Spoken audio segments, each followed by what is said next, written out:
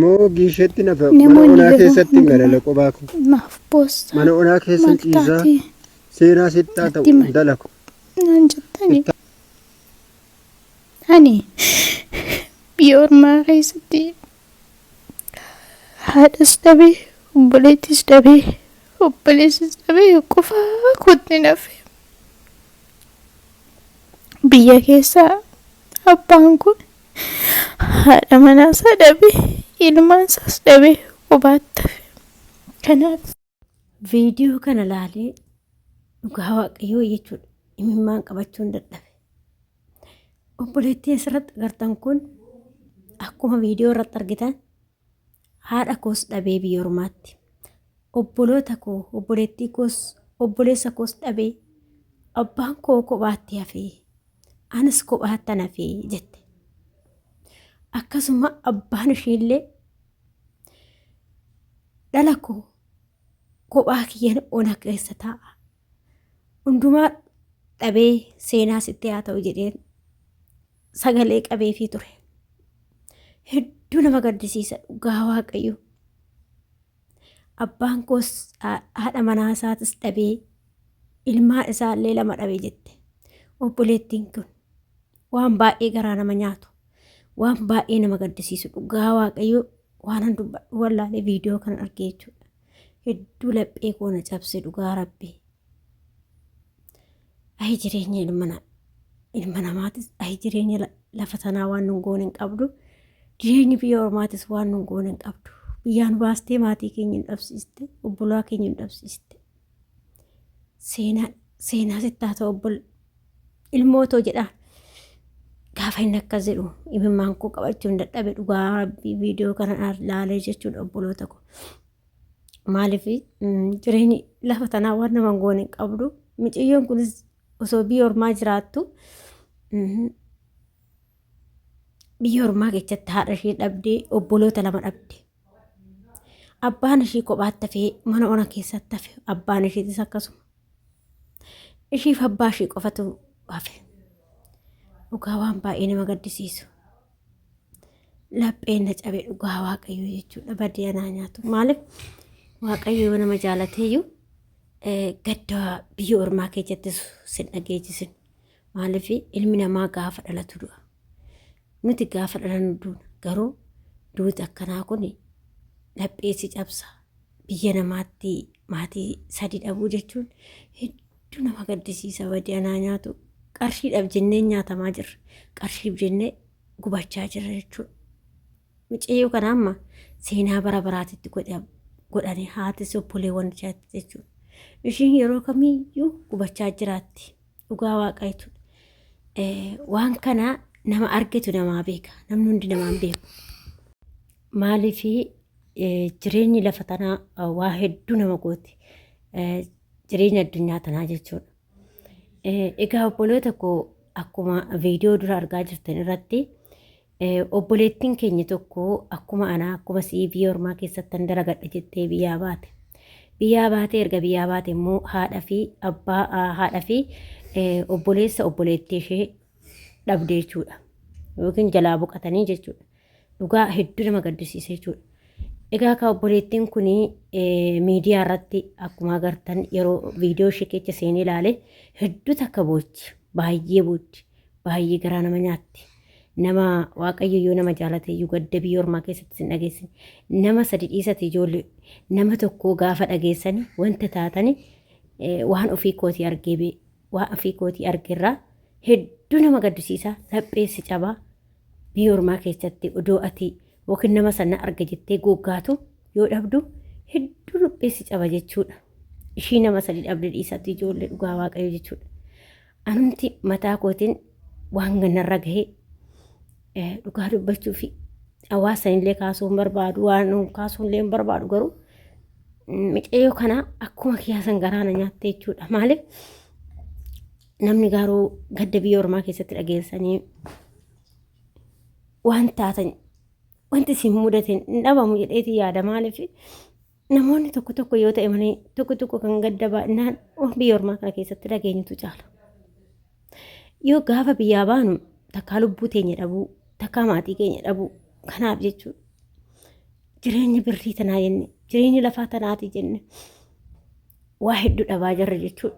Kanaaf obboleettii kana hedduuta kanatti dhagahame iddoo ishee bu'ee yoo ilaalu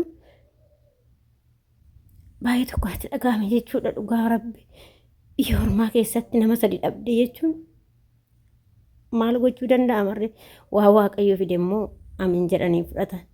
Garuu baay'ee seenaa hanga ishee lafa kanarra jirtutti mucayyoo kana seenaa guddaa hojjetanii isheetti dhagahama jechuudha. Seenaa sitti ta'a jechuudha. Dhugaa waaqayyoo jechuudha. Namni gadda biyya ormaa keessatti dhagahe yeroo kamiyyuu in yaadata. Yeroo kamiyyuu wanta san in yaadatta jechuudha. Maal jechuu barbaadatan obbolee tokko ishii nama sadi dhabe dhiisati anuu biyya ormaa kana keessatti osumaan biyya ormaa jiru obboleessa koo dhabe jechuudha. Maaliif jireenya biyya lafaa tanaa jedhee jireenya addunyaa tanaa jedhee osoo na argaa galeeta arga jedhu gogga'u dhabe jechuudhaanis akka ishii san bu'ee ilaaluunis hedduu natti dhagahame. Garuu maal gootaree jireenya biyya lafaa waan ta'eef hundumaa obsuudha. Wanti godhan hin jiru. Kanaaf obboleettii koo waaqayyoon obsa isaa siif haa kennu homaa miti abshir. Garuu kan ishee kun hin jabaate hedduu namatti dhagahama. Ijoollee waaqayyomti yoo isin jaalate gadda biyya ormaa keessatti rabbiin isin dhageessisin. Dhugaa waaqayyoo jechuudha. Waaqayyo isin dhageessisin gadda biyya ormaa keessatti. Maaliif osoo ati nama sana arga jettee goggaatu namni sus yaalaa deema. Dhugaa waaqa jechuudha. Mee amma hin jirtan ijoollee namti amma waa sin jalaa ta'e fira isaa ta'u yookiin uummata isaa ta'u fira keessan isaa ta'u yookiin obboleewwan keessan obboleessa keessan abbaa keessan isaa ta'u hin jirtu jedheeti yaada. Hin jiru hin jedhamu. Innaa kanaafiyyuu obboleettii koo wanna siidhaamu abshiri of jabaadhu duuti nama jabeessite. Innaa kanaafuu obboloota koo adaraa keessanii Alootii olii budhaa wanna biraatii miti jechuudha.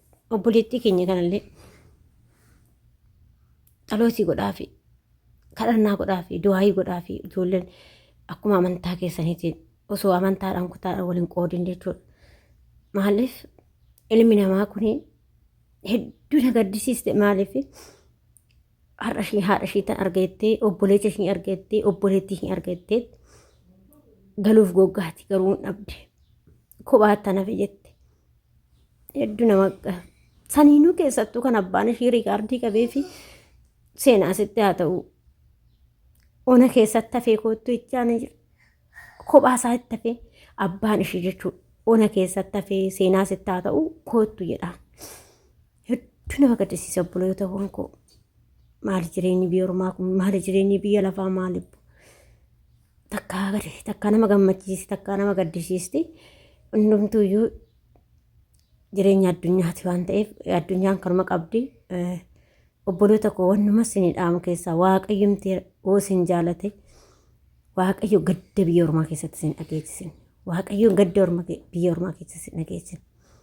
Dhugaa rabbii jismii keettu gadi caba. Amilee keettu gadi bu'a dhugaa waaqayyo jechuudha. Gadda biyya keessatti ormaatti yoo dhageessi. Namatti hin deebitu rifaatuun namatti isin deebisu jechuudha. Garuu si jabeessa rifaatutu namatti si deebisuu dhaba jechuudha. Innaa kanaafiyyuu waaqayyomti gadda isinitti dhageessin jechuudha. Kanaaf obboleewwata koo warroonni akka mucayyoo kanaatis jiraachuu dandeessu. Namni baay'een akka keenyatti gadda dhageessan jiraachuu dandeessu. Biyya ormaa kana keessatti kan gadda dhageessan jiraachuu dandeessu. Kan hin dhageenye jiraachuu dandeessu. Kan dhageechan kan dhageenye waaqayyoo isin dhageessise awwaan biraan jedhu.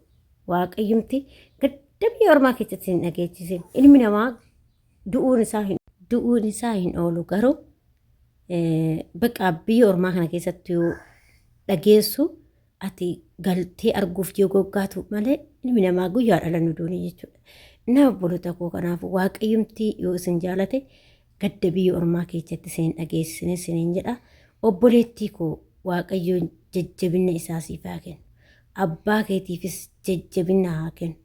Wanta waanumaan dubbadhu wallaalee obboleettii koo. Amshir maal godhan jireenya lafa tanaati isiniin jedha obboloota koo warra boqotee waaqayyoon lubbuu isaanii nuuf amaaru jennataan isaanaa qananiisu siniin jedha obboleettii koo atillee jabaadhu amshir obboleettii koo biyya ormaa keessatti duuti nama jabeessite jedhanii jabaadhu lubbuu kee waaqayyo si haa jabeessu obsa siifaa kennuu sin haadhoo koo of anaanan.